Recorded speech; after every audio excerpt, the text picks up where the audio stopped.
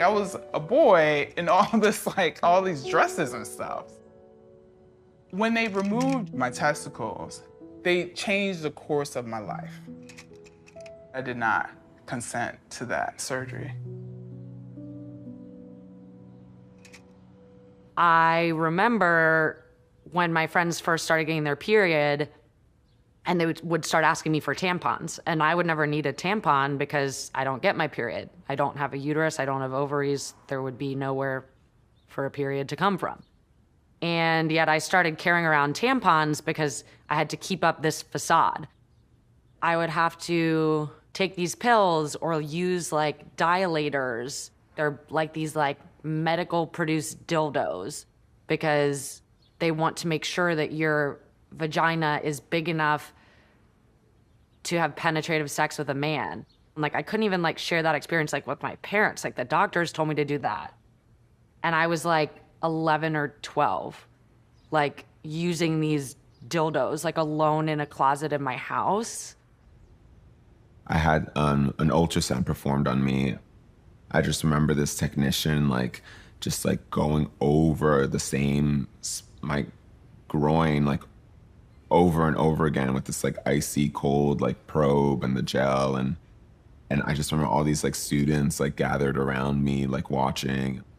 After some time I kicked one of them and I was just my testicles are not there. Just please leave me alone. I grew up with this belief that okay, I have this condition, I need to sort of keep it to myself. Doctors would tell my mom, oh, people won't understand. Never talk about this with lay people, only talk about it with physicians. I had never heard the word intersex in my life. I was told that I had a problem, that I was being fixed, and that I should never tell anyone about it. Because if I did, then I would not be able to find a husband if they knew what I was. I don't think anyone explicitly told me to keep it a secret.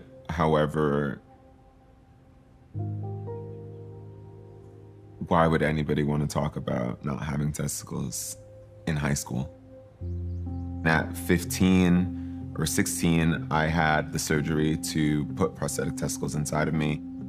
None of my doctors said, to have any kind of emotional or psychological support throughout any of it.